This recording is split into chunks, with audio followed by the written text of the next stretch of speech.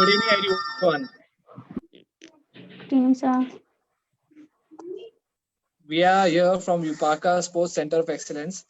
आज हम जो हमारे सेशन के स्टार्ट करने जा रहे हैं, आपको पहले हम अपने बारे में, जैसे यूपाका स्पोर्ट्स सेंटर क्या है, कैसे इसकी घटना, मतलब कैसे शुरुआत हुई थी। नेहा जी प्लीज। सबको म्यूट करती हूँ मैं, सबको मैंने म्यूट किया है। एक सब लोग म्यूट कर लीजिए प्लीज, सिर्फ सुरेश सर, माला प्रभा जी और मैं म्यूट अनम्यूट करेंगे, बाकी सब म्यूट है, ठीक है। ओके, यस सुरेश सर, पहले गुड इवनिंग अगेन। पहले डूज एंड डूज बता दीजिए। Yes, good evening again. पहले मैं रिक्वेस्ट करूंगा सब व्यूवर्स से कि प्लीज आप अपना जो माइक है वो म्यूट पे रखिए, ताकि हम जो है अच्छे से कॉन्वर्सेशन कर पाए हमारे आज के जो गेस्ट से। और we will continue the session. Okay, जैसे हमारा सेशन के बारे में हम लोग बताया आपको, यूपाका sports centre, it is an one of the pioneer sports institute in the country. It is situated in Abu Road, Mount Abu में इसका स्थापना है। हम हमारे यहाँ पर ओवरऑल 20 स्पोर्ट्स की ट्रेनिंग की जाती है, एंड प्लस और भी बहुत सारे स्पोर्ट्स हम लोग यहाँ पर अपने सेंटर में शुरुआत करने जा रहे हैं। अभी हमारा जो मेन मोटो है, like to connect with sports pioneer, जो भी स्पोर्ट्स एथलीट्स है जो हमारे इंडिया को रिप्रेजेंट कर चुके हैं इंटरनेशनली और नेशनली, उनको हम ये प्लेटफॉर्म पे ला के हम जो कनेक्शन कर रहे हैं, ताकि उनके एक्सपीरियंस से जो हमारे जो व्यूअर्स है उनको एक मोटिवेशन मिले, बिकॉज लॉकडाउन के समय में हमें मोटिवेशन ही ज्यादा काम आएगी। ओके, तो इसी के साथ में हम लोग शुरुआत करते हैं। और आज की जो हमारी गेस्ट है, आई एम प्रीटी श्योर कि बहुत से लोगों को ये मोटिवेट करने वाली है, बिकॉज आज हमारा ये भी चेंज हुआ है कि जो होस्ट है वो चेंज हो चुका है और इंटरव्यूअर जो वो भी चेंज हो चुका है। तो we would like to introduce you miss Mala Prabha Jadhav ji. आप जो है वो international judo and kurash player है। You have represented India globally and आपने बहुत नाम किया है हमारा। You have won several medals as well. And ये मेन मोटो जो है कि आपने जो किया है वो ये इतनी छोटी सी उम्र में आपने जो इंडिया को रिप्रेजेंट किया और इंडिया का जो नाम रोशन किया है, वो आपका जो जर्नी था स्टार्टिंग से, वो आज हम जो हमारे व्यूअर्स हैं उनके सामने लेके आएंगे। तो I welcome miss Malwa Jadhav ji. Good evening. Hello Suresh sir, thank you so much. So Mala Prabha ji हमारे साथ जुड़ चुके हैं। माला प्रभा जी, आपको अनम्यूट करना होगा, आप म्यूट पे हैं जी। सो मैं पहले इनका बैकग्राउंड जरूर देना चाहूंगी, सुरेश जी ने जरूर दिया ही है। She is the kurash and judo player. उन्होंने इंडिया के लिए एशियन गेम्स में 2018 में मेडल लाया है, and at a very very young age of 19, मतलब जब वो सिर्फ 19 साल के थे तब उन्होंने इंडिया के लिए मेडल लाया है। For this feat PM of India Shri Narendra Modi ji ने भी उनको कॉन्ग्रेचुलेट किया है। एंड नॉट ओनली दिस, उनकी फोटो स्टैम्प पेपर पे, 5 रुपीज के स्टैम्प पेपर पे भी छपी है। And she has won lot of awards, Eklavya award, Karnataka Olympic association award, काफी सारे मेडल्स जीती हैं। तो वेलकम माला प्रभा जी, हम आपसे काफी सारे बात करना चाह रहे हैं। हाउ आर यू, आज कैसे आप? हेलो जी मैम बोलिए। जी जी, तो हमें थोड़ा सा ये कुराश के बारे में बताइए। ये नया पढ़ रहे हैं सब कि आपने कुराश में मेडल जीता है, इंडिया के लिए कुराश में मेडल जीता है। ये कुराश है क्या? कुराश के बारे में हमें कुछ बताइए। जो कुराश है वो पहली बार इंडिया में तो बहुत पहले आया है, लेकिन वो पहली बार एशियन गेम्स के लिए ऐड हुआ है। तो किसी को पता नहीं था कुराश कैसा गेम है और क्या खेलना है। तो सभी जितने जूडो के बच्चे थे वो कुराश में भी जाते थे, और कुराश के बच्चे फिर कुराश खेलते खेलते जूडो खेलते थे। तो ये कुराश एक उज्बेकिस्तान से गेम है, उनका जो नेशनल गेम है कुराश वो उनका है। तो वहाँ से जो कुराश स्टार्ट है, और मार्शल आर्ट भी गेम है वो, उसमें बहुत सारे गेम आते हैं। और कुराश में जैसे हम स्टैंडिंग की टेक्निक्स लगा सकते हैं कुराश में, जैसे कुराश में ज़्यादातर कोई मार्शल आर्ट गेम है करके बोलते हैं, लेकिन किसी को पता नहीं कि कुराश क्या है। तो अभी सभी को पता चल रहा है, जैसे मैं मेडल लेके आ रही हूँ तो सभी गूगल पे सर्च करके देख रहे हैं कि कुराश क्या है। तो आप लोगों को भी पता होगा कुराश के बारे में थोड़ा बहुत। और ऐसे ही कुराश बहुत सारे बच्चे आजकल खेलने लगे हैं और जैसे हमारे इंडिया में मेडल आए तो वो उनको थोड़ा मोटिवेशन मिल रहा है कि लड़कियां कुराश में जाके मार्शल आर्ट में मेडल लेके आ सकते हैं, तो और भी बहुत सारे लड़कियां लेके आ सकती हैं। बिल्कुल, बिल्कुल सही कहा। सो कुराश एक मिक्स मार्शल आर्ट्स है। इज़ इट लाइक वो रेसलिंग की तरह है? जी मैम, थोड़ा रेसलिंग की तरह ही है। जैसे कुराश में तो बहुत सारे टेक्निक्स होते हैं और जैसे इंडिया में कुश्ती चलती है वैसे इसमें कुराश में भी कुश्ती जैसी ही होती है, लेकिन उसमें ना जैसे कि पैर वगैरह हाथ लगा के उठा के नहीं सकते, जैसे पैर है, जैसे बॉडी ऊपर अपर बॉडी को उतना ही हाथ लगा के उठा के फेंक सकते हैं जो पॉइंट मिलेगा। और कुश्ती में क्या होता है, मतलब ऊपर से नीचे तक हम बॉडी को पकड़ के टेक्निक कर सकते हैं। ये ओके, कहाँ कहाँ का स्पोर्ट्स है ये? कुराश है कौन सी कंट्री का स्पोर्ट? बेसिकली ये कहाँ से उज, शुरू है? ये उज्बेकिस्तान से हुआ है। उज़्बेकिस्तान का स्पोर्ट्स है। Okay, okay. तो कुराश और जूडो में क्या डिफरेंस है? जूडो तो आई थिंक जापान से शुरू हुआ है। जी मैम। तो उन दोनों में कंट्री के अलावा बाकी क्या डिफरेंस है? कुराश में और जूडो में क्या फ़र्क है? For our audience to know. जैसे कि मैं पहले जूडो करती थी और मैं अभी कुराश कर रही हूँ, इसका मतलब डिफरेंस भी पता ही चला है, लेकिन जैसे मैं कुराश खेलते-खेलते मैं जूडो खेलते-खेलते अभी कुराश खेलने स्टार्ट किया हूँ। तो कुराश में ऐसे के होते हैं, जैसे उठा के स्टैंडिंग ही खेल सकते हैं, जैसे पार्टनर को फेंक सकते हैं ऊपर से, जैसे डायरेक्ट पॉइंट्स मिल सकते हैं।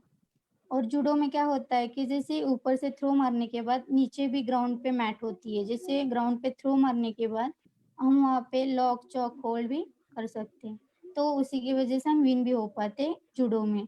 और कुराश में ऐसे रूल्स नहीं है। ओके। कुराश खेलते कहाँ पे? मतलब रिंग में ही खेलते हो मैट के ऊपर ही या फिर मिट्टी पे भी खेलते हैं? कुराश मतलब हम बीच कुराश भी खेल सकते हैं और जूडो में तो ऐसे नहीं, जैसे मैट पे ही खेल सकते हैं जूडो। कुराश दोनों खेल सकते हैं, जैसे बीच में जाके खेल सकते हैं, बीच कुराश होता है वो भी बहुत बड़ा कंपटीशन होता है और इसमें मैट पे भी खेल सकते हैं कुराश। ये ओके, बीच पे खेल सकते हैं। ये चीज़ हमें पता चली कि तो कुराश के बीच पे खेल सकते हैं। Very nice, very nice. तो पहले तो सबसे पहले हमारा जो सबसे एक्साइटेड है हम ये क्वेश्चन करने के लिए कि when team of India honoured you, जब उन्होंने आपको इनवाइट किया, आपको बुलाया कॉन्ग्रेचुलेट करने और दिस अचीवमेंट, आपने एशियन गेम्स में इंडिया के लिए मेडल लाया at such a young age, वो टाइम पे आपकी क्या फीलिंग थी? क्या महसूस किया आपने? कैसा लगा था आपने? मतलब हाउ वाज दैट? जब मैं मेडल तो इंडिया के लिए लेके आई थी, लेकिन इतना बड़ा सम्मान करेंगे और बुलाएंगे मोदी जी, तो ये कभी हमें पता नहीं था कि इतना भी मेडल लेके आने के बाद हम बुलाए तो जा सकते हैं करके बहुत एक्साइटेड हुई थी मैं उस टाइम पे।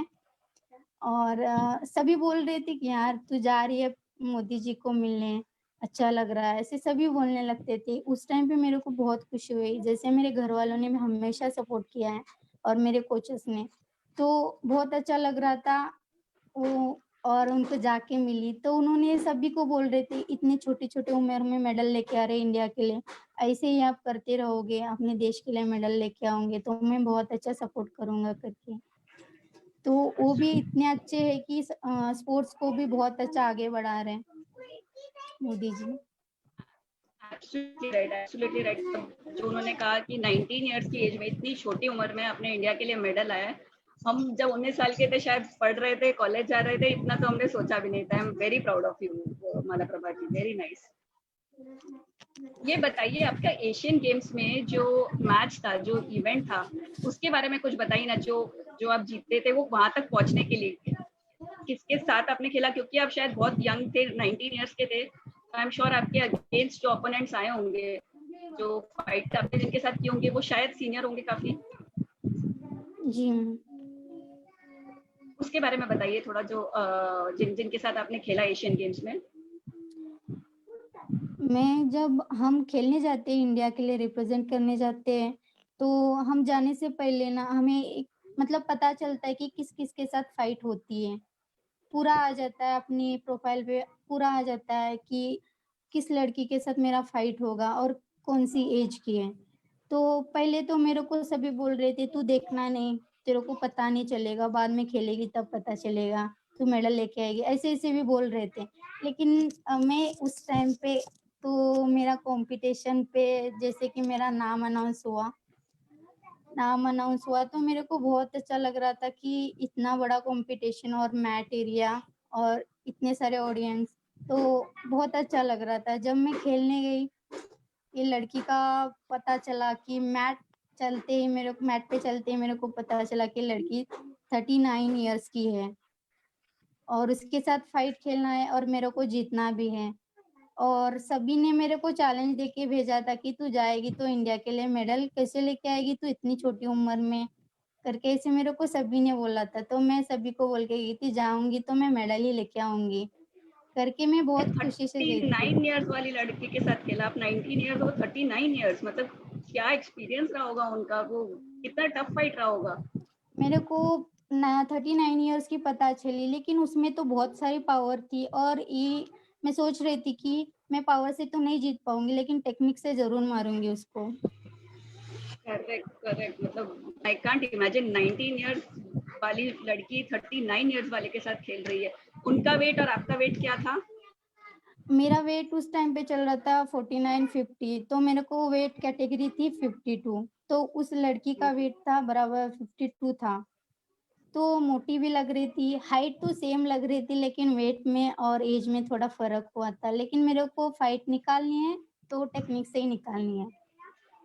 वेरी नाइस, ये तो सुन के मतलब आई एम इम्प्रेस्ड 39 इयर्स के साथ। फिर और कौन-कौन सी लड़कियों के साथ खेला, मतलब क्या एज, क्या एक्सपीरियंस वालों के साथ? जो मैं हमेशा एक लड़की के साथ खेलती थी उसको उसके साथ मैं 1-2 बार हारी थी। तुर्कमेनिस्तान की लड़की थी, उसके बाद मैं 2 बार हारी थी। लेकिन उसको मैं देख के डर रही थी और वो मेरे को देख के डर रही थी। लेकिन हम दोनों की टग-ऑफ-वॉर फाइट चलती थी हमेशा। तो हुँ, उस टाइम पे जैसे उसका और मेरा अनाउंस हो गया, तो वो भी डर रही थी, मैं भी डर रही थी, क्या होगा फाइट। लेकिन वो 29 इयर्स की थी, तो उसके साथ भी मेरे को फाइट निकलवाना था। तो उसका पूरा वीक पॉइंट मेरे को पता था और उसको मेरा पता था। तो फाइट निकलवाना है, तो उसके साथ भी मेरा फाइट हो गया, बहुत खुश हो गई। ऐसे-ऐसे मेरे फाइट निकलते गए, तो बहुत अच्छा लग रहा था उस टाइम पे मेरे को। फैंटास्टिक, फैंटास्टिक, मतलब मैला Prabha ji, very nice. 29 years के साथ 39 इयर्स वालों के साथ खेलना, it's very tough, I am sure बहुत टफ रहा होगा। उनका एक्सपीरियंस एक अलग होगा। उनका 10 साल का, 20 साल का एक्सपीरियंस रहा होगा, आपने तो शुरुआत की है अभी। Very nice.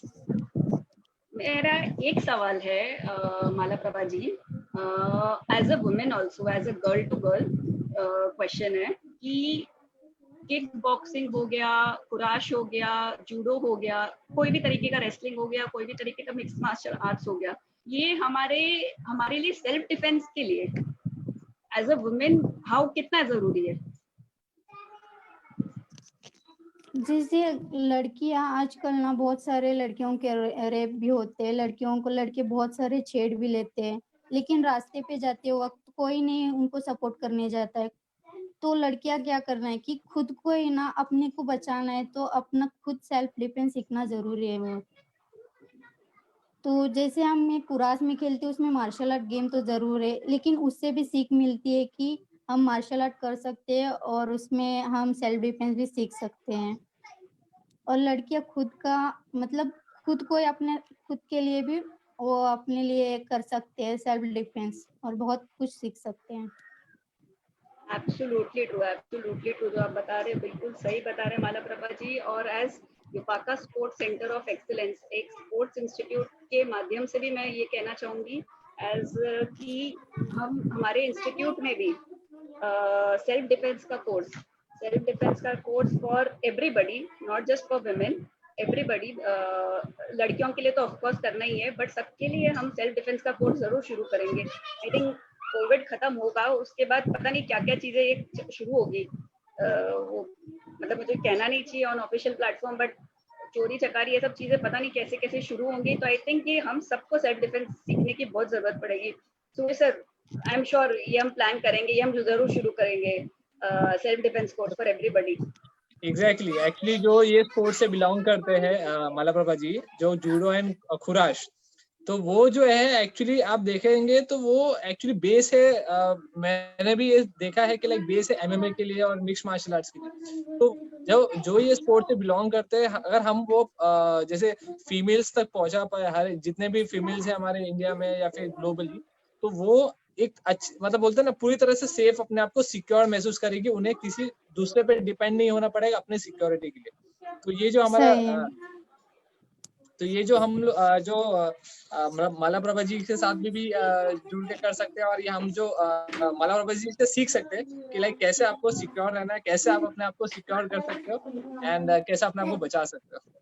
एब्सोल्युटली एब्सोल्युटली, अलग अलग सिटीज में ट्रैवल करना पड़ता है हमें, अलग अलग कंट्रीज में ट्रैवल करना पड़ता है। हम हमारे करियर को होल्ड पे नहीं ला सकते just because we are women. I am sure वो हमें किक बॉक्सिंग, हमें खुद को तैयार करके हमें आगे बढ़ना है लाइफ में। चाहे वो कुराश सीखो, चाहे जूडो सीखो, बट सेल्फ डिफेंस हमें हमारे लिए सीखना है। एब्सोल्युटली। एक क्वेश्चन मेरा, आपने थोड़ा सा तो हिंट दिया ही था मालाप्रभा जी कि जी।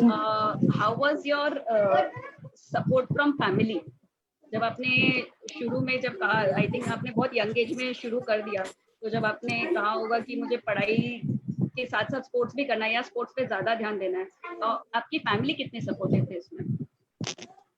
मेरे को पढ़ाई के साथ स्पोर्ट्स करना था, लेकिन मैं उस टाइम पे तो छोटी थी, 10-11 साल की, तो मेरे को पढ़ाई मतलब ज़्यादा कुछ पता नहीं था। लेकिन मेरे माँ बाप को पता चला कि मैं स्पोर्ट्स में अच्छी हूँ, तो तो मैं गांव में खो खो खेलती थी। तो गांव में खो खो खेलते समय मैं एक फंक्शन में गई थी, कैश प्राइज था उस टाइम पे। मेरे को त्रिवेणी मैम और जितेंद्र सर मेरे को कोच मिले थे। तो उन्होंने बोला कि आप जूडो कर सकते हैं या स्पोर्ट्स कर सकते हो क्या? तो बोला मैंने हाँ। तो ठीक है, मेरा उधर सिलेक्शन हो गया। मैं फिर 10 साल से मैं हॉस्टल में थी। हॉस्टल में रह रह के अभी मैं स्पोर्ट्स कर रही हूँ। तो मेरे को अब कभी मेरे माँ बाप ने नहीं बोला कि तू स्पोर्ट्स मत कर या यहाँ मत जा वहाँ मत जा। बहुत सारा सपोर्ट किया है मेरे को माँ बाप ने हमेशा। और मेरे भाई बहन, ऐसे मेरे फ्रेंड्स भी है, बहुत सारे हमेशा सपोर्ट करते हैं कि आप बहुत अच्छा कर सकते हैं sports. I must say you are really lucky, आपके पेरेंट्स ने इतना सपोर्ट किया। अदरवाइज हम लोग कई बार देखते हैं कि पेरेंट्स सपोर्ट नहीं करते, उनके अपने रीजंस होते हैं, बट अब आपको देख के आई एम श्योर पेरेंट्स भी सपोर्ट करेंगे कि भाई स्पोर्ट्स में भी आप अच्छा नाम कमा सकते हैं, आप अच्छा काम कर सकते हैं, आप अपना अच्छा करियर बना सकते हैं। आई एम श्योर यहाँ जितने भी पेरेंट्स हैं they will agree to this. जैसे कि मैं बीच में भी मैं कुरास खेलना, जैसे मेरे को एशियन गेम्स खेलने जाना था, उसी टाइम पे मेरे को इंजुरी हुई थी, नी इंजुरी। तो बहुत मैं डिप्रेशन में चली गई थी कि जाके कैसे खेलना है। मेरा सिलेक्शन ट्रायल्स में तो मैं सेलेक्ट हो गई, लेकिन एशियन गेम्स खेलना जाना है, इतना बड़ा कंपटीशन। तो उस टाइम पे मेरे को इतना घर वालों ने मेरे को मोटिवेशन किया कि, और मेरे कोच ने, नहीं तू कर सकती है। हमेशा मेरे को अकेली नहीं रहने दिया उन्होंने, हमेशा मेरे से बात करते रहे कि तू कर सकती है, बहुत अच्छा कर सकती है। तो मेरा नी इंजरी के साथ साथ मैं एशियन गेम्स में भी खेल के आए, सिर्फ motivation. I am proud of your parents, I am really proud of you. I am मतलब इंडिया लकी है कि उन्होंने आपको दिया, हमें दिया, इंडिया को दिया है। I am proud of you. और एक चीज बताइए, अभी जैसे आप अभी right now you are just 21, तो आप अपनी स्कूल, अपनी पढ़ाई और ये स्पोर्ट्स, ये दोनों कैसे मैनेज करते हैं? आपकी स्कूल वाले कुछ नहीं कहते कि आप जैसे इतने दिन एशियन गेम्स के लिए जो जाना पड़ता है उसके लिए लंबी छुट्टी भी लगती होगी, तो वो कैसे मैनेज करते हैं? वो स्कूल कैसे सपोर्ट करती है? जैसे स्कूल में छोटे होते हैं, जैसे हाई स्कूल में बढ़ते हैं ना, उस टाइम पे बोलते हैं कि स्कूल आ जाओ, स्कूल करो, वरना बोलते हैं। लेकिन उस टाइम पे हम थोड़ा सीनियर होते हैं, तो हमें 3 टाइम की प्रैक्टिस करनी पड़ती है। तो स्कूल में भी थोड़ा हम रिक्वेस्ट कर लेते हैं कि हम स्कूल में प्रैक्टिस करना है, इतने बड़े कंपटीशन खेलना है। तो स्कूल वाले भी मान लेते हैं कि हाँ जाओ, आप स्पोर्ट्स के बच्चे हैं, हमेशा सपोर्ट करते हैं। ऐसे ही बच्चों को स्कूल से सपोर्ट मिलता रहेगा तो अपने देश का नाम जरूर करेंगे। एकदम सही कहा, एकदम सही कहा। अगर कोई टीचर या कोई स्कूल वाले हमें सुन रहे हैं तो इस बात को नोटिस करें, इस बात को जरूर ध्यान रखिए। आज अगर आपके स्टूडेंट में दूसरे टैलेंट भी है, चाहे स्पोर्ट्स हो या दूसरे टैलेंट भी हो, प्लीज सपोर्ट देम। वो बहुत कुछ कर सकते हैं लाइफ में, आई एम श्योर। तो ये एशियन गेम्स के लिए आपको कितनी लंबी छुट्टी लेनी पड़ती है, उसकी तैयारी के लिए वगैरह के लिए कितनी लंबी छुट्टी लेनी पड़ी थी अपने स्कूल से? इसको तो एशियन गेम्स के लिए हम, जैसे हम इंडिया में हैं तो इंडिया में भी कर सकते हैं, लेकिन हमें थोड़ा एक्सपीरियंस, नॉलेज और वहाँ पे इतना बड़ा कंपटीशन हो तो कैसे खेलना पड़ता है, तो हमें एशियन गेम्स के लिए पहले ही हमें 1 हफ्ता पहले जाना पड़ता है। लेकिन मैं हमारा कैंप चलता है, जैसे आउट ऑफ कंट्री में कैंप चलता है, तो मेरा उज़्बेकिस्तान में 2 महीने का कैंप था। तो मेरे को बहुत डिफ़िकल्ट हो रहा था कि मैं मतलब प्रैक्टिस भी उधर करना है और इधर इधर से ये हमारा इंडिया छोड़ के गई हूँ, तो कैसे मैं करना है, और पढ़ाई, ये सभी मेरे को बहुत टेंशन हो रहा था। और तो उस टाइम पे मेरे स्कूल वालों ने भी बोला था कि तू जा जा रही है तो तू मेडल लेके आएगी, और मैं हमें पता है तू मेडल लेके ही वापस आएगी। Very nice, very nice. मतलब स्कूल वालों को भी कॉन्फिडेंट था आप पे कि आप मेडल लाओगे इंडिया के लिए। जी। यस। कुछ आप हमें, हमारे ऑडियंस को कुछ डाइट के बारे में बताना चाहेंगे कि किस तरीके से डाइट हमें रखना चाहिए एज अ स्पोर्ट्स में। अगर आप स्पोर्ट्स पर्सन हो तो हमें डाइट पे कैसे कैसे ध्यान देना चाहिए, हमें रेगुलर एक्सरसाइज, फिटनेस पे क्या क्या ध्यान देना चाहिए? जो स्पोर्ट्समैन रहता है वो हर सुबह शाम कितना भी तकलीफ में रहने दो, टेंशन में रहने दो, वो तो अपना ग्राउंड कभी नहीं छोड़ता है, कुछ ना कुछ करते रहता है ये। जैसे आप लोग भी, जैसे कुछ अपनी लाइफ में कुछ करना है, आप अपनी बॉडी हेल्दी रखना है, तो आप लोग भी अपना, जैसे एक्सरसाइज आ रहे हैं, बहुत सारे एक्सरसाइज आ रहे हैं, आप थोड़ा थोड़ा एक्सरसाइज करोगे तो आपको भी बहुत अच्छा लगेगा। और जल्दी, जैसे सुबह जल्दी आप उठोगे अपनी मतलब अपने हेल्थ के लिए, कुछ ना कुछ आप, जैसे हम टीवी देखते हैं तो टीवी में देखते रहते हैं, लेकिन कुछ हम कुछ वो कल करेंगे बोलते हैं लेकिन नहीं कर पाते हैं, लेकिन हमें वो करने ज़रूरी है। जैसे हम करना है, एक्सरसाइज भी करना है, अपने बॉडी के लिए बहुत अच्छा रखना है। और जैसे मैं डाइट में बोलती हूँ कि मैं डाइट में, जैसे बाहर का खाना हम खाते हैं, जैसे दुकान में जाते हैं, लेते हैं कुरकुरा, जैसे कुछ भी लेते हैं बाहर के, तो वो स्पोर्ट्समैन ज़्यादा कुछ खा नहीं सकता है। तो अपनी बॉडी के हिसाब से अपना वेट भी मेंटेन रखना है। और जैसे मैं जूडो और कुराश में हूँ ना, तो मेरा वेट भी मेंटेन रखना है मेरे लिए बहुत ज़रूरी होता है। तो मेरे को किस चीज़ खाना है और कौन-सी चीज़ छोड़ना है, खुद को पता रहता है। और हर एक स्पोर्ट्समैन को, जैसे हम अभी कुश्ती में भी रहने से वेट कैटेगरी रहती है, जूडो में वेट कैटेगरी रहती है। जैसे बाकी गेमों में क्रिकेट वगैरह उसमें वेट कैटेगरी नहीं रहती है, लेकिन उनका अलग-अलग डाइट रहता है। करेक्ट। इसमें आई थिंक वेट कैटेगरी रहती है 52 केजीज, 55 केजीज, 60 केजीज, ऐसे अलग अलग वेट कैटेगरी रहती है। कुराश में, किक बॉक्सिंग में, जूडो में। करेक्ट। आपको अपना वेट मेंटेन करना। मुझे ना ये दंगल मूवी याद आ गई है आपसे बात करते करते। वो बबीता गीता बिल्कुल भी कुछ खाना नहीं खा सकते थे, पानी पूरी नहीं, बाहर का अलाउड नहीं, एकदम स्ट्रिक्ट डैड होते थे। माला प्रभा जी, हमें ना काफी क्वेश्चंस आने लग गए हैं। फेसबुक पे भी हम लाइव है, फेसबुक पे आने लग गए हैं, और जूम में भी मैं एक्सपेक्ट करूँ। जूम में भी अगर आप, जो ऑडियंस है हमारे साथ, अभी कुछ क्वेश्चंस पूछना चाहे माला प्रभा जी के लिए, प्लीज चैट बॉक्स में लिखिए, हम उनके क्वेश्चन लेंगे। तो पहला, मेरा क्वेश्चन लेने से पहले मैं फेसबुक पे एक क्वेश्चन आया है, मैं उनका क्वेश्चन लेती हूँ। Mohammad Rizwan, we want to know what is our next dream और गोल। तो आपका नेक्स्ट गोल क्या है, नेक्स्ट ड्रीम क्या लाइफ में? माला प्रभा जी, आपका नेक्स्ट गोल क्या लाइफ में? आप क्या करना चाहते हैं, कहाँ करियर अपना आगे ले जाना चाहते हैं? मैं अभी जूडो या कुराश खेलती हूँ मैं, और जूडो और कुराश में जैसे मैं अपने देश का नाम ऊँचा करूँ, वही गेम के साथ मैं देश के लिए खेलूँगी। और मेरा तो हमेशा देश के लिए खेलना, वही मेरा बहुत बड़ा सपना है।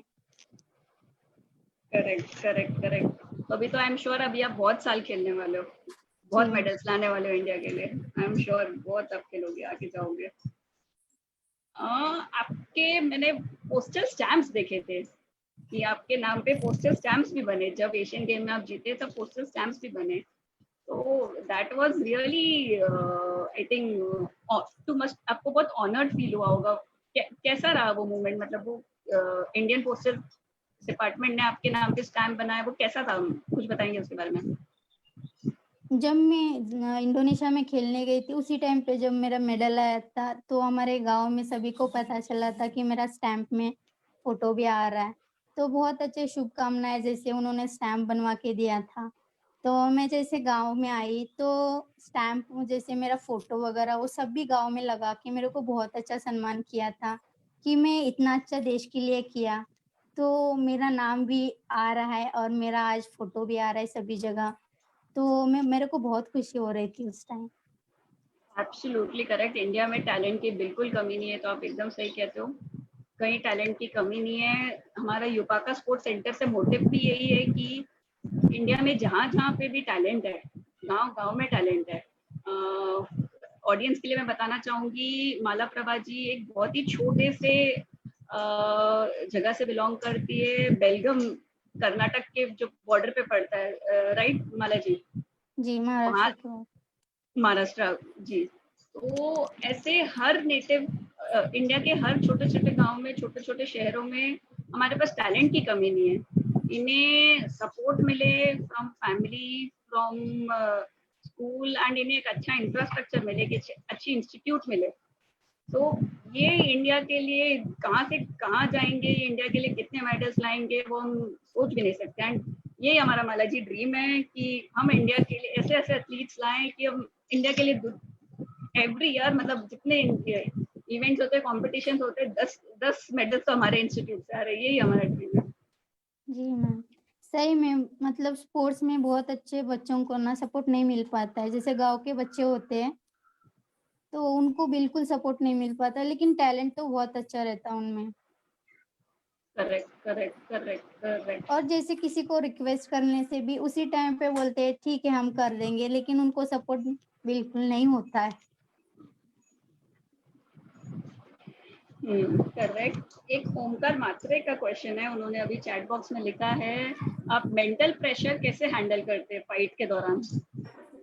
क्योंकि आई थिंक जैसे आपने बताया भी था, वो 39 इयर्स के साथ जब आप खेल रहे थे वो लड़की के साथ, तो मेंटल गेम खेलना था उनके साथ, आपको पता था। वो मेंटल कॉन्शियसनेस, वो अलर्टनेस किस तरीके से मेंटेन करते हैं, वो प्रेशर कैसे हैंडल करते हैं? जैसे स्पोर्ट्समैन में क्या मतलब, एक तो स्पोर्ट्समैन में बहुत डेडिकेशन रहता है कि मैं खेलूंगी तो फाइट जीत के ही बाहर आना है। वो बहुत टफ होता है एक स्पोर्ट्समैन जब फाइट खेलने जाता है। तो बहुत जैसे बाहर का टेंशन बिल्कुल नहीं रहता उसको, लेकिन जो वो मेहनत किया है वो उसके दिमाग में रहता है हमेशा। जैसे सुबह शाम वो वर्कआउट करता है और अपने देश के लिए कुछ करना चाहता है, तो उसके मन में कभी बाहर के विचार नहीं आते हैं। और मेरे को वो मतलब एकदम माइंड एकदम स्ट्रांग बनाता है अपना कि मेरे को जीतना है और मेडल लेके आना है।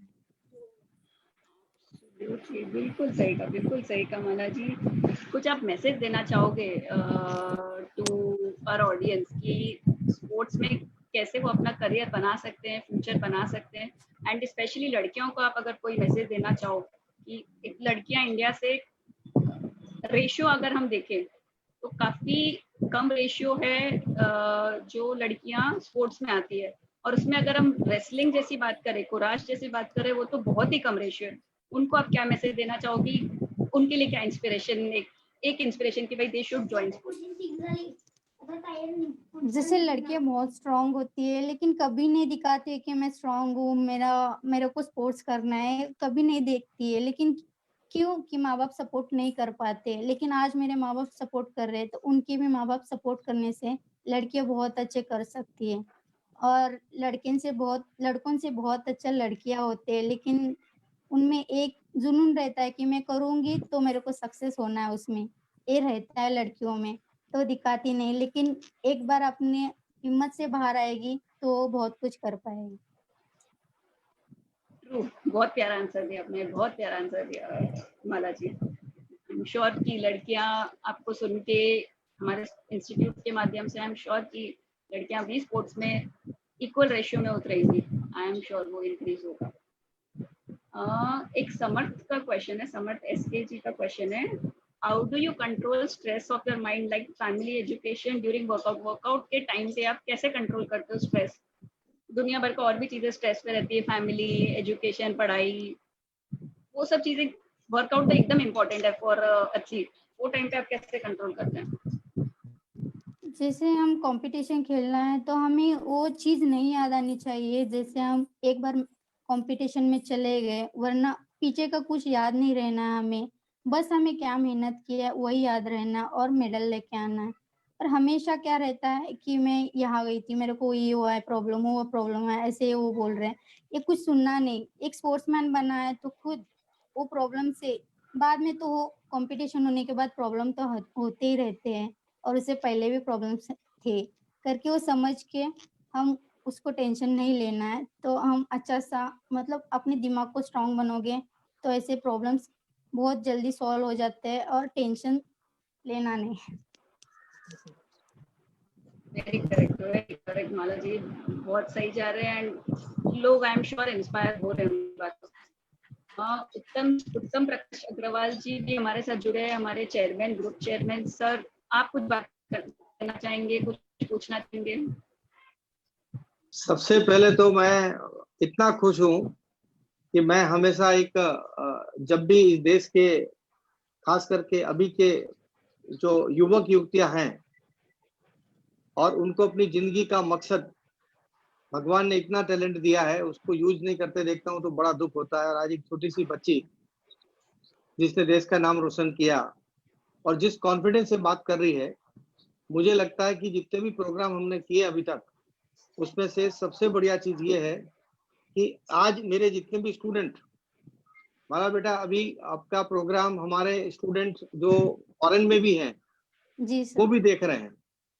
मैंने काफी बड़े बड़े लोगों को बुलाया, लेकिन बच्चों को और युवाओं को बुलाने का पर्पज ये था कि मुझे मालूम है कि आज की तारीख मेरी भी एक बेटी है ना, वो चार्टर्ड अकाउंटेंट है, लेकिन मुझे मालूम है कि वो कितनी टैलेंटेड है। लेकिन हर माँ बाप जो है अपनी बच्चियां जो बहुत लाडली प्यारी होती है उनको कहीं भी भेजने से बहुत घबराते हैं। तो बच्चे जी सर। खराब नहीं होते हैं, लेकिन समाज में जिस तरह का वातावरण है टीवी और पिक्चर के माध्यम से, और उस डर के मारे इस देश की नहीं विश्व की काफी टैलेंट जो घर में दबके रह जाती है। तो जी उस चीज को हम पेरेंट्स और बच्चे जो अपने टैलेंट को नहीं समझ रहे हैं, क्या होता है कई बार हम किसी भी चीज की बच्चों की बात करते हैं तो सबसे पहले क्या होता है, पेरेंट प्रेशर होता है, बच्चों का स्कूल का प्रॉब्लम होता है, बच्चों की काफी सारी समस्या इतनी आती है, कैरियर क्या होगा। मुझे बताइए कि बड़े बड़े लोग कैरियर बनाने के लिए जो निकले थे, 18 घंटे 20 घंटे पढ़ रहे थे, क्या उनको हमारे माननीय प्रधानमंत्री ने मेडल दिया जो बेटी के गले में लगा हुआ है? नहीं दिया ना। तो लोगों को ये समझ में नहीं आता कि जिंदगी जीने का मकसद क्या है। आज आपके पास में पढ़ाई करके डिग्री आएगी, कितना भी पैसा कमा लेंगे, प्रधानमंत्री बुलाकर आपको इस तरह से सम्मानित, आपके नाम पर डाक टिकट निकालना ये पॉसिबल नहीं है। तो जी आप सर। जैसी बच्ची जिंदगी का रियल मकसद, आज आपने कैसे बताया, जब मैं अवार्ड लेने जाती थी तो ताली बजाते थे, मम्मी पापा का नाम होता था। तो आज के इस प्रोग्राम से मेरे सारे बच्चों को ये समझना चाहिए कि उनके अंदर भी माला जैसा टैलेंट कुछ न कुछ है। तो पढ़ाई के साथ साथ दूसरी एक्टिविटी भी, जो मेंटल एक प्रेशर होता है, मैं बहुत अच्छी तरह से सुना है कि बच्ची ने सब तरह की चीजें बताई कि कैसे कोप अप किया, अभी फ्यूचर में क्या विजन है, क्या क्या प्रेशर आते। कई लोगों ने क्वेश्चन आंसर भी पूछे हैं। तो मैं चाहता हूं कि जो बच्चे जितने भी सुन रहे हैं, चाहे वो फेसबुक के माध्यम से चाहे इसके माध्यम से, और जो उपाका जो स्पोर्ट्स सेंटर बनाने के लिए नेहा और सुवेश ने जो सोचा है, वो क्योंकि आजकल के बच्चे जो है ये जो क्या कहते हैं ना, जो ये पिज्जा पास्ता वगैरह खा के अपने शरीर को खराब कर रहे हैं और 10-10 11-11 बजे सोए रहते हैं। तो मैं हेल्थ सेंटर के माध्यम से स्पोर्ट्स के बहाने मैं बच्चों को एकदम बड़ा एक्टिव बनाना चाहता हूँ, राइट।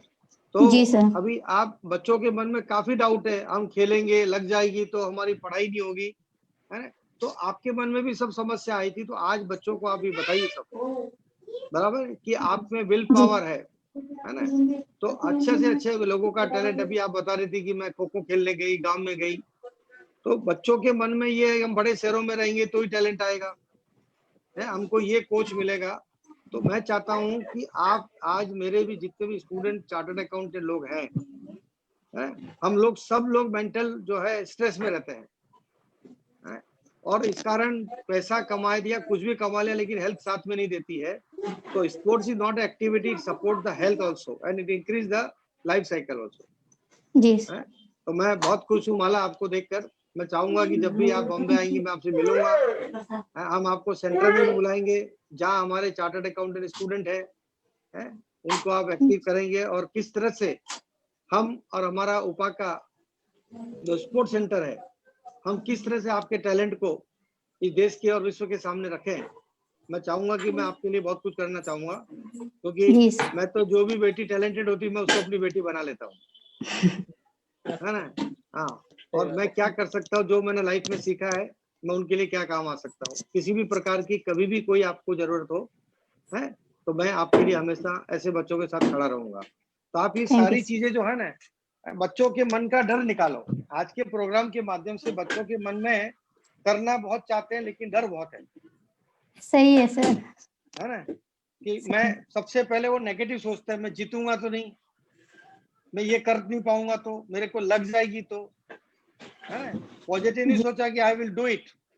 सो आज आपने ये पूरा अनुभव छोटी सी उम्र में किया है, तो आपके आज जो जोशीले जो आपका जो विचार होंगे, उससे मैं चाहता हूं कि आने वाले 1 साल में 1-2 मेडल वाले और बच्चे आज के ग्रुप में से पैदा हो जाए। सही है सर, है ना। तो आप ये सारी चीजें बच्चों को फोर्सफुली, कि किस तरह के माइंड में कई लोग नेगेटिव होते हैं, आपको पुश नहीं करते, पीछे खींचने की बात करते हैं, है ना। जी सर। तो जो डिफिकल्टी आई उससे चिंता नहीं करनी चाहिए। आप खुद बताइए, आपको बुलाने का पर्पज ये है। मैं तो बहुत बोलता हूँ, मेरे को समझ सुनते नहीं है लोग, है जी ना। सर, तो बोल बच्चों की बात बच्चे ही सुनेंगे। तो आप ठीक है बताइए सर। कि आप जब आगे बढ़ने लगी, कहाँ कहाँ पे हर्डल आई और आपने उसको क्या सोच के कैसे फेस किया, और आगे बढ़कर आज आपने मम्मी पापा का, देश का, सबका नाम, और अभी मेरी बेटी बन गई तो मेरा भी नाम आपने ऊंचा किया है। So wish you all the best, और इसी तरह थैंक यू से इस पूरे काम को आगे चलाइए। जी। हाँ नेहा जी। जी सर, बहुत अच्छा मैसेज दिया आपने, बहुत अच्छा मैसेज दिया हम सब के लिए, लड़कियों के लिए, स्टूडेंट्स के लिए, एंड एवरीवन की। जो भी बच्चे काफी कुछ करना चाहते हैं बट अटक जाते हैं, नेगेटिव थॉट्स होते हैं हमारे दिमाग में, आई थिंक ठान लो तो आप सब कर सकते हो सर, बिल्कुल। सुवेश सर, आप कुछ कहना चाहेंगे, director of our institute, sir कुछ आप कहना चाहेंगे? मैं यही मैसेज देना चाहूंगा कि जैसे बहुत सारे क्वेश्चन थे फियर को लेके, जो फियर था लोगों के मन में, एज अ मैं भी प्रोफेशनल किक बॉक्सर हूँ, तो जो फियर की जो बातें होती है ना, वो मैं भी रिंग से पहले डरता था। मेरे मन में एक डर था कि रिंग एक फाइट जो होता है, वो रिंग फाइट को आप कैसे, मतलब आप जाके अंदर कैसे लड़ाई कर सकते हो। बट वो जो फियर होता है ना, वही आपको ओवरकम करना रहता है। वो ओवरकम आप कैसे करते हो, जब मैच प्रेशर आता है तो आपको सिर्फ अपना काम पे ध्यान देना है। आपको उसके बारे में नहीं सोचना है कि आगे जाके क्या होगा। आपको पहले अपना काम, आप जिस मकसद से आप आए हो वहां पर, आपको उसके ऊपर फोकस रखना है। और यही हमारा यूपाका का भी मोटो है। हम ऐसे टैलेंटेड प्लेयर्स को ये प्लेटफॉर्म पे ला के हम ऐसी ट्रेनिंग प्रोवाइड करना चाहते हैं कि उनका जो मन में जो आता है ना कि ये रिंग में जाने से या फिर कोई भी प्लेटफॉर्म पे जाके जब मैं फेल हो जाऊं, वो फेल आएगा ही नहीं, बिकॉज उनको ऐसी एडवांस ट्रेनिंग मिलेगी, ऐसी एडवांस फैसिलिटीज मिलेगी, जिससे कि वो कभी जिंदगी में हार का सामना ही नहीं करे। और अगर हारते भी है तो हारने की बात दिमाग से निकाल लीजिए, बिकॉज हार के बाद में भी जीत होती है। ऐसा नहीं कि आप एक बार हार गए तो हार ही गए। तो ये मोटो है हमारा इस प्लेटफॉर्म का। तो आई am very much impressed from Mala, because जो जिस एज में आपने जो कर दिखाया है, वो ज्यादातर लोग सोचते भी नहीं है वो एज में। क्योंकि ऐसे मैंने बहुत सारे स्टूडेंट्स देखे हैं जो कि 25 साल के भी हो जाते, तब भी वो सोचते हैं कि मैं क्या स्पोर्ट्स में करियर बनाऊं, कि मैं क्या अकेडमीज में करियर बनाऊं। तो जो आपने जो किया है वो जरूर जितने भी हमारे व्यूअर्स हैं, और जो भी व्यूअर्स के डॉटर्स एंड सन्स हैं, या फिर जो हमारे यंग व्यूअर्स हैं, वो उनको एक अच्छा मैसेज जाएगा कि मतलब है उनको अभी से शुरुआत कर लेनी है, और किस राह में शुरुआत करनी है। Over to you Neha ji. जी सर, माला जी का शायद कुछ टेक्निकल इशू गया, थोड़ा सा 2 मिनट हमारे इंस्टीट्यूट के बारे में बताइए सर। यस, जैसे कि अभी मैं जैसे मैंने आपको शुरुआत में ही बताई थी कि हमारा इंस्टीट्यूट माउंट आबू राजस्थान में सिचुएटेड है। हमारा जो कैंपस है और हमारा जो ट्रेनिंग सेंटर है ये ओवरऑल 25 एकर्स में स्प्रेडेड है। इसमें एडवांस टेक्नोलॉजीज, एडवांस ट्रेनर्स की सुविधा हमने की है ताकि जो भी हमारे जो एथलीट्स है, जो भी प्रोडक्ट एथलीट्स है, उनका जो ट्रेनिंग हो वो एकदम हाई एंड लेवल पे हो और ज्यादा से ज्यादा, जैसे कि नेहा जी ने हमको बताया था कि ज्यादा से ज्यादा मेडल्स हम लोग प्रोड्यूस कर पाए। तो यही हमारा बेसिक ऑब्जेक्टिव था कि हम जितने भी हमारे एथलीट्स हैं उनको ज्यादा से ज्यादा अच्छी ट्रेनिंग प्रोवाइड कर पाए। मेन जो ट्रेनिंग में जो एक खामियां आती है कहीं ना कहीं, वो है कि आपको प्रॉपर न्यूट्रिशन नहीं मिलता है। तो उसी के ओवरकम करने के लिए हमने हमारे इंस्टीट्यूट में ऑर्गेनिक फार्मिंग का शुरुआत की है। ऑर्गेनिक फार्मिंग मोस्ट ऑफ जैसे कि आपने सुना ही होगा आजकल सिटीज में ज्यादा चलता है, बट हमारे इंस्टीट्यूट में ये मोटो था कि हमारे जो बच्चे हैं जो हमारे यहाँ पर ट्रेनिंग लेते हैं उनको जो क्वालिटी ऑफ फूड और जो क्वालिटी ऑफ ट्रेनिंग मिले वो एकदम ऑप्टिमम लेवल की मिले। उसके लिए हमने ऑर्गेनिक फार्मिंग का भी शुरुआत किया, जिससे जो क्वालिटी ऑफ फूड बच्चों को मिलता है वही उनका जो मेन जो गोल को हासिल करना है उसमें वो सहायता देता है। तो इसके लिए organic food and training facility हम लोगों ने वहाँ पर प्रोवाइड की। अभी we are going towards the train the trainer programme as well, and plus हम लोग बहुत सारे अलग अलग प्रोग्राम्स लेके आ रहे हैं जिसमें हम क्वालिटी जो स्पोर्ट्स है उसको ऑप्टिमम लेवल पे, जो इंडिया में जो इंफ्रा अवेलेबल नहीं था वो इंफ्रा प्रोवाइड करवा के हम ऑप्टिमम लेवल पे इसको लेके जाएंगे, ताकि ज्यादा से ज्यादा एथलीट्स और ज्यादा से ज्यादा ट्रेनर्स, ज्यादा से ज्यादा कोचेस प्रोड्यूस कर पाए हमारे इंस्टीट्यूट से, और वही आगे जाके हमारे लिए मेडल लेके आएंगे। और इसी राह में हम लोग आगे बढ़ रहे हैं। जैसे कि बहुत सारे क्वेश्चंस होते थे कि लाइक आपको अगर ट्रेनिंग चाहिए, अगर आपको एक अच्छी कोच मिल चाहिए तो आप कहाँ पर जाएंगे, तो उसका भी समाधान हम लोग लेके आ रहे हैं। हम we have created virtual platform as well. तो उसमें जैसे चैंपियन हमारा वर्चुअल प्लेटफॉर्म करके आ रहा है, उसमें आपको ट्रेनिंग फैसिलिटीज, आपको ऑप्टिमम लेवल की कोचिंग, ऑप्टिमम लेवल की हर एक सुविधा उसमें प्रोवाइड की जाएगी, जिससे जो आपका जो बैरियर आता था, जो जैसे कि हम मुझे अगर कोई ग्राउंड की अवेलेबिलिटी ना हो, मुझे अगर क्रिकेट खेलना है या मुझे अगर लॉन टेनिस खेलना है या मुझे फुटबॉल खेलना है, तो कहाँ पर जावे। तो ये जो सोल्यूशन है ये हम आपके सामने लेके आ रहे हैं नियर फ्यूचर में, और इससे क्या होगा कि आपकी जो रिक्वायरमेंट है उसको हम पूरी करने में हम लोग हासिल करेंगे उसे। और जैसे कि माउंट आबू एक लोकेशन की बात है, आपने देखा होगा अगर हमको ट्रेनिंग करनी होती है तो मोस्ट ऑफ ऑल हम लोग सोचते हैं कि आइसोलेट जगह पे जाए। जैसे कि अगर हम कोई भी एक प्लेयर, जैसे हमने मूवीज में भी देखा होगा कि हम जो ट्रेनिंग करने जाते हैं वो हम जाते हैं नॉर्थ साइड में या फिर हाई एल्टीट्यूड ट्रेनिंग करने जाते हैं। तो माउंट आबू ये जो सिचुएटेड सिटी है, ये एक्चुअली ऐसे जियोग्राफिकली ऐसी लोकेशन पे बेस्ड है जहाँ पर आपको अच्छा क्लाइमेट प्रोवाइड होता है, जो कि एक ट्रेनिंग के लिए बहुत उपयोगी साबित होता है। बिकॉज अगर आपको अच्छा क्लाइमेट, अच्छा ऑक्सीजन ना मिले तो उसमें ट्रेनिंग में कहीं ना कहीं बैरियर आता है। तो वो बैरियर को ऊपर उठाते हुए हम जो लोकेशन इसको ज्योग्राफिकली हम लोग डिजाइन किया वो इसके लिए डिजाइन किया है। और हमारा ये प्लेटफॉर्म हमने जो ये शुरुआत की है वेबिनार्स की, हम आगे जैसे प्रोसीड कर रहे हैं, आगे भी अच्छे एकदम इलाइट एथलीट्स आपके लिए लेके आ रहे हैं, ताकि आपको उनसे ज्यादा से ज्यादा नॉलेज प्राप्त हो कि कैसे उन्होंने अपनी जर्नी शुरुआत की थी, कौन से टाइप्स के गेम्स है। मोस्ट ऑफ ऑल लोगों को आज भी एक डाउट आता है कि कौन से टाइप्स के गेम्स भी होते हैं, जैसे कि खुराश हो गया, जूडो हो गया। बहुत से लोग ऐसे भी होते हैं कि उन्होंने पहली बार सुना है, बिकॉज इतना क्या बोलते हैं कि इनका एडवर्टीजमेंट, इनका जो प्रमोशन है वो इतना नहीं होता है।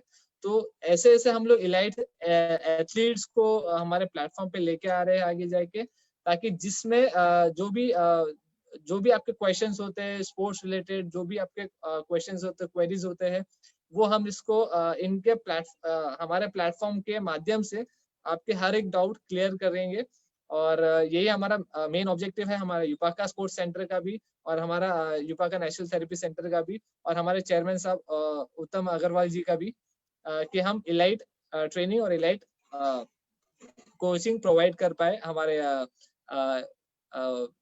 एथलीट्स को।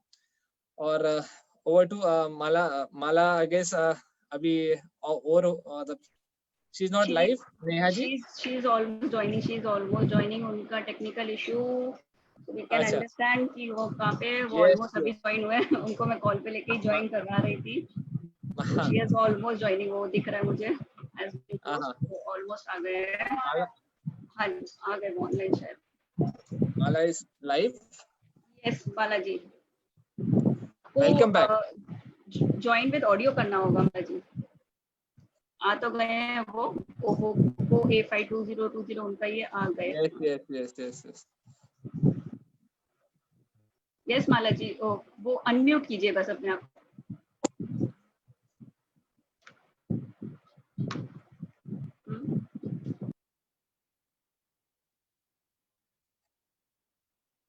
माला ji please unmute yourself.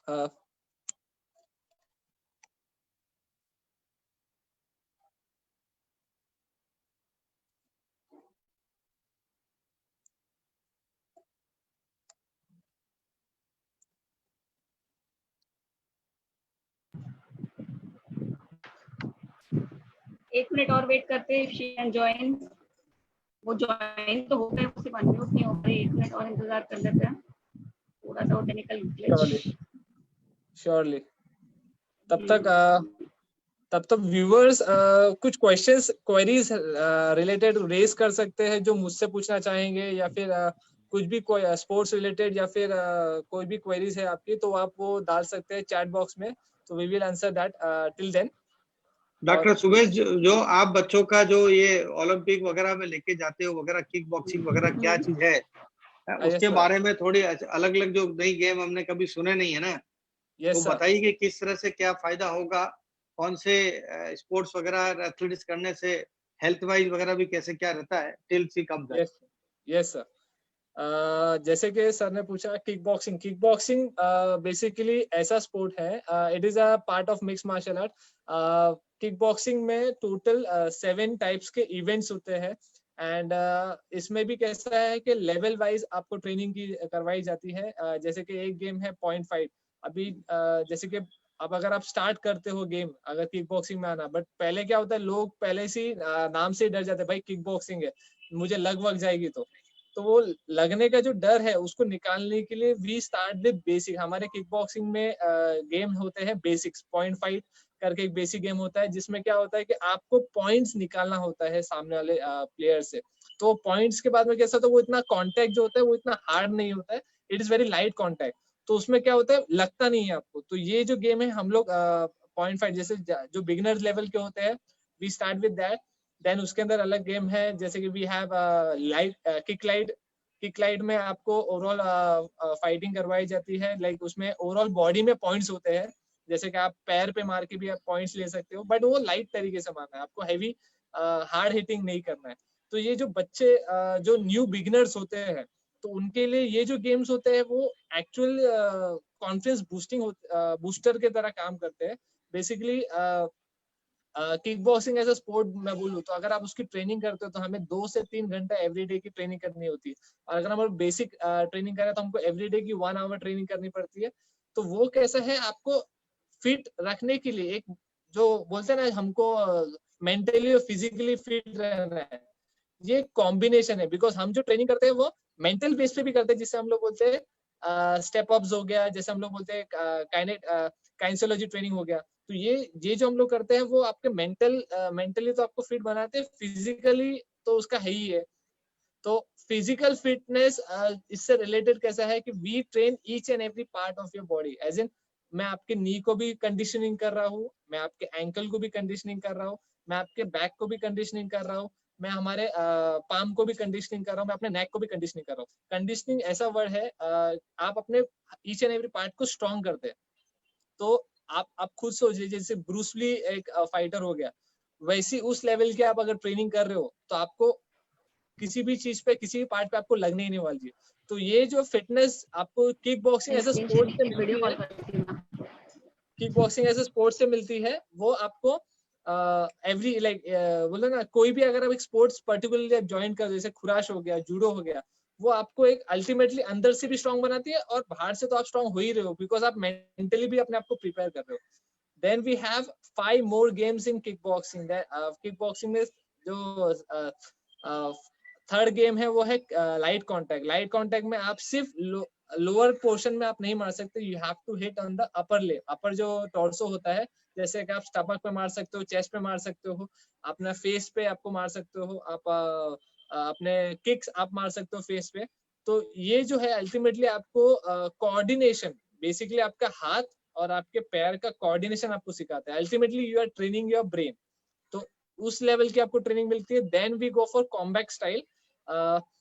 Combat fighting, लोग एक्चुअली नाम सुन के थोड़ा सा डरते हैं कि कॉम्बैट फाइटिंग मतलब मेरे को ब्लड निकलेगा, मुझे लगेगा।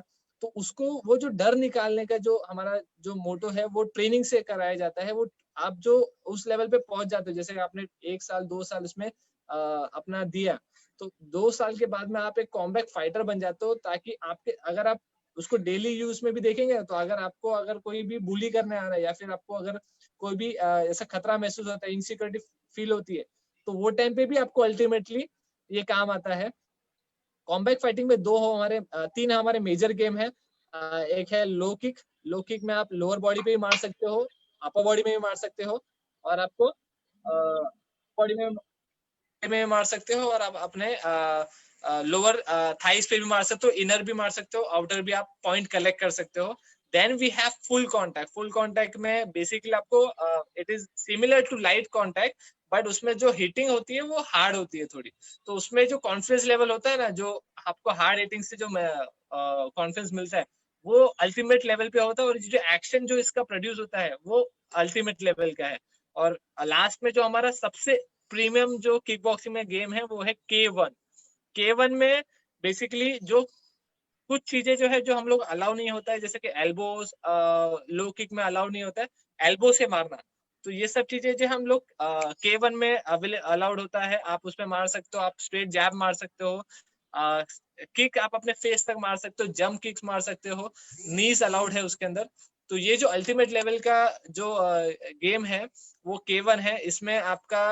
इसमें बेसिकली आप when you spend 2 to 3 years in professional kick boxing, तभी लोग ज्यादा जाना प्रेफर करते हैं, बिकॉज ये अल्टीमेट लेवल का स्पोर्ट है। और इंडिया, मैं बताना चाहूंगा आपको व्यूअर्स को कि India is doing excellent in this game.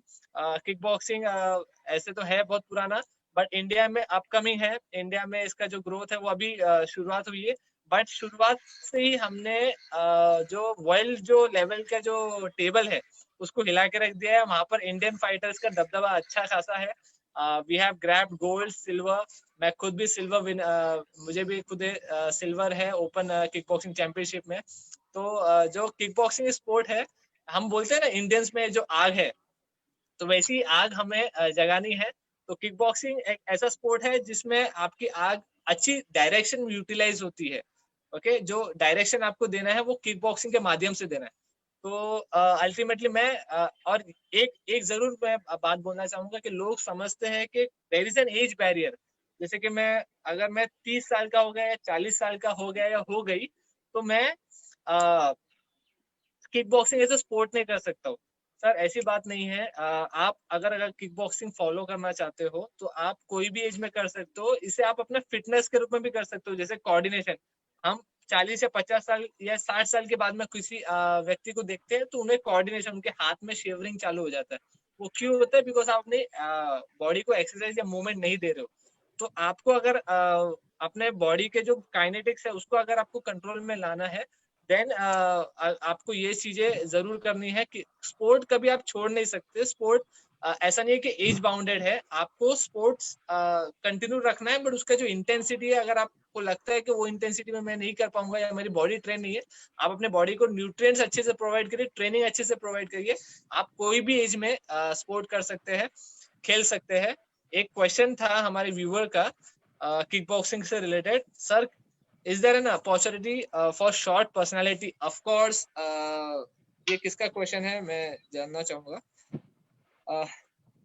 Privately किसने भेजा है? ऑफ कोर्स जो शॉर्ट पर्सनालिटी की जो आपने क्वेश्चन बोला कि शॉर्ट पर्सनालिटी एज इन आपकी अगर हाइट कम है, मैं क्लियर कर दूं, अगर आपकी हाइट कम है या फिर आपकी हाइट ऑप्टिमम लेवल पे नहीं है तो इसकी बात ये नहीं है कि आप खेल नहीं सकते हो। मैं आपको बताना चाहूंगा मोस्ट ऑफ जो नॉर्थ ईस्ट इंडिया है या फिर जो नेपाल साइड का जो हमारा जो बेल्ट है या फिर जो चाइनीज बेल्ट है, उनकी जो हाइट होती है वो अल्टीमेटली शॉर्ट होती है। बट अगर आप किक बॉक्सिंग लेवल में उनका गेम देखेंगे तो वो अल्टीमेट लेवल पे होते हैं, बड़े बड़े अच्छे हाइट वाले बंदों को वो मार देते हैं। सिर्फ एक आपको चीज ध्यान रखनी है कि आपका जो ट्रेनिंग है वो आप उस लेवल पे आप ट्रेनिंग लेवल पे लेके जाइए जिससे आपको जो बड़े बड़े हाइट के जो प्लेयर्स अगर आपके सामने गलती से भी आ जाते हैं तो आप उसको इजीली बीट कर सकते हो। सेकेंडली जो आप जो हाइट की जो बात कर रहे हो वो अल्टीमेटली लेवल वाइज होता है, वेट वाइज होता है। तो आपके जो हाइट में जो वेट आता है वो वेट कैटेगरी बहुत लो होता है, अराउंड 51 kg या 52 kg माइनस। तो वो वेट में आपको जनरली जो आपके जो सामने जो पीपल आते हैं वो आपके शॉर्ट रेंज वाले ही आते हैं। हाइट उनकी जो होती है, जो रेंज होता है उनका वो कम ही होता है। तो अल्टीमेटली आपको अपना बॉडी वेट उसको प्रॉपर बनाए रखना है ताकि आप जो आप मैच में उतरो तो आपके सामने भी जो पर्सनालिटी आएगी वो आपके हाइट के हिसाब से आएगी। और मैं तो सोचता हूँ ये कि height doesn't matter, technique matters. तो अल्टीमेटली आपको अपने टेक्निक पे वर्क करना है, बाकी एवरीथिंग लाइक कोई भी ऐसा नहीं है कि लाइक ये स्पोर्ट के लिए मैं बना हूँ या मैं ये स्पोर्ट के लिए बनी हूँ, ये नहीं है सर। आप हर एक स्पोर्ट खेल सकते हो। ऐसा नहीं है कि लाइक अगर मेरा ये बॉडी फीचर्स नहीं है तो मैं ये स्पोर्ट नहीं खेल सकते हो, ऐसा कुछ बात नहीं है। आप कोई भी स्पोर्ट अच्छी तरह से खेल सकते हो। सिर्फ मेन आपको है टेक्निक्स और आप क्या किस तरीके से उसको एग्जीक्यूट करो, मेहनत आपकी, आपका कितनी ट्रेनिंग करो। तो ये मेरा जवाब था आपके लिए एंड आई होप मैं आपके जो जवाब को मैं क्लियरली बोल पाया हूँ। Over to Neha ji. सुरेश जी, ये तो बालाजी का वो इशू तो आ रहा है, वहाँ पे नेटवर्क इशू है। हाँ हाँ, I am saying internet issue है, नो प्रॉब्लम। आप एक क्वेश्चन आंसर वॉइस थोड़ी लो आ रही है। हेलो हेलो, अभी आवाज ठीक आ रही है? हाँ जी, तो एक क्वेश्चन ना अक्षय जी का था, वो आप भी किक बॉक्सिंग प्लेयर हो, आप भी आंसर कर पाओगे आई am sure. If you have problem during workout like injury हो जाए तो फिर but you need to get success, then how should we prepare for that? So I think माला जी का भी जैसे एग्जांपल है, उनको नी इंजरी हुई थी फिर भी वो एशियन गेम जीत कर आए थे। आप भी कुछ बताना चाहो? जैसे कि ऑफन जब हम लोग ट्रेनिंग करते हैं तो बेसिकली हमको ट्रेनिंग में भी आधे से ज्यादा टाइम इंजरी हो जाती है, या फिर अगर हम लोग मैच खेलते हैं, मैच के दौरान भी हमारा कैसा होता है कि बैक टू बैक मैचेस होते हैं। एक ही दिन में समझो कि हम लोग 3 या 4 मैच खेलने होते हैं, तो बीच इन बिटवीन भी मैचेस में भी हमको लग जाती है। तो उसको कोप अप करने के लिए हमको बेसिकली आपको ध्यान देना रहता है आप राइट टेक्निक्स का। जैसे कि हमारी टीम रहती है हमारे साथ में फिजियो की, they help you out in recovering that. Plus injury जब मैच के दौरान हो जाती है आपको, तो मैच के दौरान की जो इंजरी है उसके लिए आप पहले कंडीशनिंग करते हो। कंडीशनिंग मतलब आप अपने बॉडी को उस स्पोर्ट के लिए, उस इवेंट के लिए आप अपने आप को प्रिपेयर करते हो। अगर आपकी बॉडी अच्छी तरह से प्रिपेयर नहीं है तब आपको सब्जेक्ट टू इंजरी होता है। अगर आपने अच्छी तरह से ट्रेनिंग या कंडीशनिंग नहीं किया तब सब्जेक्ट टू इंजरी होता है। इंजरी ऐसा नहीं है कि लाइक आप स्पोर्ट करो तो इंजरी होनी ही है, ऐसे जरूरी नहीं होता है। अगर आपने राइट ट्रेनिंग की है, राइट अगर आपने कंडीशनिंग की अपने बॉडी की, तो आपको इंजरी होने का चांसेस नहीं है। और ड्यूरिंग द मैच ऑल्सो अगर आप राइट टेक्निक्स यूज करते हो ना, राइट टेक्निक्स यूज करते हो, तो आपको इंजरी होगी नहीं, क्योंकि बेसिकली आपको अपने आप को राइट स्टेप लेने में हेल्प करवाना है। आपको अल्टीमेट एक्सटेंट पे नहीं लेके जाना है, आपको टेक्निकली उसको प्ले करना है। Correct correct. सुरेश सर, एक लास्ट क्वेश्चन हम लेंगे। हमारे साथ दानी खंडेलवाल सर है, ये काफी सीनियर चार्टर्ड अकाउंटेंट है एंड काफी अच्छे प्रोफेसर है हमारे कॉस्टिंग के लिए, मतलब मैंने भी इनकी बुक्स कॉस्टिंग में बुक्स पढ़ी है। So Dani sir, we welcome firstly and आप सर क्वेश्चन पूछना चाहेंगे? Good evening doctor Sharma. पहले मैं आपको अपने आप से इंट्रोड्यूस करा देता हूँ। मैं अग्रवाल सर का ही स्टूडेंट रहा हुआ हूँ और अभी मैं चार्टर्ड अकाउंटेंट हूँ। और अग्रवाल जी के बारे में तो मैं क्या कहूँ, लोग इन्हें सीए का भगवान मानते हैं। आपको डॉक्टर शर्मा ये नहीं मालूम होगा कि अग्रवाल जी ने हमेशा बच्चों को पढ़ाई के लिए इतना एनकरेज किया है, अपने करियर में सेट होने के लिए इतना एनकरेज किया है कि कोई नहीं कर सकता।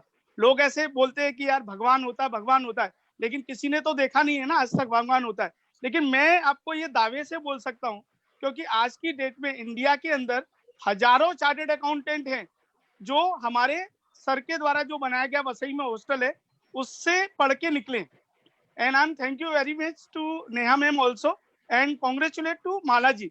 सर मेरा आपसे एक ही क्वेश्चन था, आप इतना अच्छा बोल रहे हैं, अगर आप वीकली अगर एक कोई प्रोग्राम आप फिक्स कर दें तो मेरे भी अग्रवाल जी की कृपा से मेरे हजारों स्टूडेंट्स हैं और उनके छोटे भाई बहन रहते हैं, जैसे आज मेरी बेटियां भी आपका प्रोग्राम देख रही थी, तो अगर उनको अगर कुछ बेनिफिट मिल जाए या अपना कोई यूट्यूब चैनल अगर आप लिंक कोई शेयर कर दें कि आज का जैसे जो प्रोग्राम हुआ है, और जो लोग मतलब अभी कभी कभी लोग ऐसे बिजी रहते हैं और नहीं अटेंड कर पाए, तो वो बाद में उस प्रोग्राम को देख सके और आपने जो चीजें सिखाई हैं उनसे वो बेनिफिट ले सके। तो प्लीज सर अगर ऐसा कुछ मैनेज हो जाए तो it's would be a very good for the students. ये श्योरली सर, हम हमारा जैसे यूट्यूब पे चैनल है यूपाका स्पोर्ट्स सेंटर के नाम से, तो हम जो हमारे जो भी सेशंस हमारे जो होते हैं वो हम उसमें जैसे ये लाइव सेशंस होने के बाद में हम उसे अपलोड भी करते हैं हमारे यूट्यूब चैनल पे भी। तो यूट्यूब चैनल का जो लिंक है और जो नेम है ये हम आपको चैट बॉक्स में डाल देंगे, तो आप वहां से भी हमसे कनेक्ट हो सकते हैं। फ्यूचर में भी हम जो जैसे ये सेशन चल रहे हैं वैसे ही इलाइट प्लेयर्स को लाके हम इसके ऊपर सेशन करने वाले हैं, ताकि जो भी जितने भी हो सके ऑप्टिमम लेवल पे आपको मोटिवेशन हम लोग प्रोवाइड करवा पाए, आपको राइट ट्रेनिंग राइट गाइडेंस हम लोग प्रोवाइड करवा पाए। और इसी के लिए हम लोग का ये मुहिम चालू है। हमारा फेसबुक पेज भी है यूपाका/स्पोर्ट्स सेंटर के नाम से, तो उसमें भी वहां पर भी अगर आप हमसे कनेक्ट होना चाहते हैं तो वहां पर भी आप हमसे कनेक्ट हो सकते हैं। वहां पर जो भी हमारे जो वीडियोस होते हैं we upload that on that Facebook channel as well, page है हमारा, और we are there on the Instagram handle as well, और LinkedIn पे भी हमारा प्रोफाइल है। we are actually you can say socially connected to yes to provide our message to each and every person of the country and yes sir globally. yes sir thank you very much sir thank you sir, thank you for your questions. हाँ सुवेश sir, एक question है Facebook पे, how cut weight in competition time. ये Facebook पे question आया है by Alex Govekar, how cut weight in how to cut weight. मैं जहां तक समझ पा रहा हूँ कि how to cut weight during competition time. Basically ये आप देख पाओगे कि लाइक जो कंपटीशन टाइम पे जो वेट कटिंग का जो मैटर आता है, ये बेसिकली कभी कभी हमें ना हमारे लिए बुरा भी साबित होता है, बट टेक्निकली अगर देखेंगे तो अगर आप हायर वेट के प्लेयर हो, जैसे कि मैं पर्सनली मेरा जो कैटेगरी है I play in 63 minus, but कभी कभी क्या होता है मेरा सिर्फ आधा किलो वजन की वजह से मैं हायर कैटेगरी में खेलता हूँ जो है -69, और उसमें फिर वो बड़े एथलीट लाइक हायर वेट के कैटेगरी आता है जिसका पावर जो है वो हमसे ज्यादा होता है। तो आपको जो वेट मैनेजमेंट करना है, बेसिकली आपको वेट है ना आपकी ट्रेनिंग से उसको यूटिलाइज करो। बेसिकली मैंने देखा है लोग क्या करते हैं, जैसे कि आप ड्यूरिंग ट्रेनिंग आप कर रहे हो, वो टाइम पे आपने जो अपना न्यूट्रिएंट्स है वो कम कर दिया, उसके वजह से जो आपका आउटपुट आता है ना वो भी आपको नहीं मिल पाता है। तो अल्टीमेटली आपका जो आपका जो न्यूट्रिएंट्स है, जो आपकी खुराक है, वो आपको लिमिट नहीं करना है, आपको लाइक उसको उतना ही आपको लेना है, बट आपकी जो ट्रेनिंग है वो ट्रेनिंग का टाइम आप बढ़ा सकते हो। और आपका जो प्रोटीन लेवल है, बेसिकली प्रोटीन लेवल जो है वो हमको काम करता है हमारे मसल्स के ऊपर, एंड अल्टीमेटली आपको एनर्जी देके निकल जाता है। It doesn't get store in your body, जैसे कि दूसरा कार्बोहाइड्रेट आता है। तो आपको अपने प्रोटीन लेवल को इंक्रीज करके, आपका जो प्रोटीन बॉन्डिंग है उसको इंक्रीज करके आपका जो वेट है उसको मैनेज करने का है। और आपके बॉडी जैसे कि शुगर हमको लो कर देना है, ताकि आपको, बट कैसा, when you practising you require sugar, you require carbohydrates, तो आप उसको मिनिमम वो करना है, ज्यादा लो नहीं कर सकते आप, बिकॉज अगर आप कार्बोहाइड्रेट्स लो करते हो तो आपका अल्टीमेटली आपके इसमें वेट एनर्जी में आपको परफॉर्मेंस नहीं मिलेगा। तो ड्यूरिंग द मैच अगर आप वेइंग के लिए जा रहे हो तो वो टाइम पे आपको पानी पे ध्यान देना है। पानी अगर आप वो टाइम पे थोड़ा सा कट डाउन कर दे तो आपको वेट में नहीं करके हाफ केजी से लेके 1 केजी तक आपको फर्क मिल जाता है अगर आप वाटर लेवल को मेंटेन करते हो। वही अल्टीमेटली गेम चेंजर की तरह काम आता है। बट आई वुड सजेस्ट कि आप वेट को ज्यादा भी कट डाउन ना करें जिससे आपको मैच में आउटपुट ना मिले। तो आप सिर्फ वाटर लेवल को नॉर्मल मीडियम मेंटेन कर लो या फिर लो कर दो during just the time of weighing. और अगर आपको वेट अपना कैटेगरी ही चेंज करना है तो आपको अल्टीमेटली आपका जो न्यूट्रिशन है, जो डाइट है, आपको प्रोटीन पे आ जाना है, कंप्लीटली फाइबर्स पे आ जाना है, कार्बोहाइड्रेट्स को कंप्लीटली अपने डाइट से निकाल देना है ताकि आपका जो वेट है वो धीरे धीरे ड्रॉप डाउन हो और मसल्स लेवल बढ़े तो अल्टीमेटली आपका पावर बढ़ेगा। ओके, ऐसा नहीं है कि आप खाना ही बंद कर दे because of way to lose weight. Okay Neha ji, okay जी सुरेश सर, ठीक है। I think we should conclude the meeting with a very good message, with very good inspiration from Mala ji. Mala ji because of technical glitch वो नहीं ज्वाइन कर पाए, कोई दिक्कत नहीं, बट उन्होंने काफी देर हमसे बात की एंड आई एम श्योर सबके पास मैसेज अच्छा पहुंचा है कि भाई आपका जो सपना है आप पूरा कीजिए, स्पोर्ट्स में जरूर आगे बढ़िए अगर स्पोर्ट्स आप करना चाहते हैं। हम यूपाका स्पोर्ट्स सेंटर से भी हमारी यही कोशिश है कि इंडिया में जितने भी स्पोर्ट्स में लोग आगे आना चाहते हैं, चाहे वो कोई भी शहर में हो, कोई भी गांव से हो, कहीं से भी हो, हम सबको आगे लाएंगे। By this good message, yes, with this positive message, we shall conclude the meeting. I'll end the meeting now. Thank you everyone for joining us. Thank you. Thank you everybody for joining us. Thank you.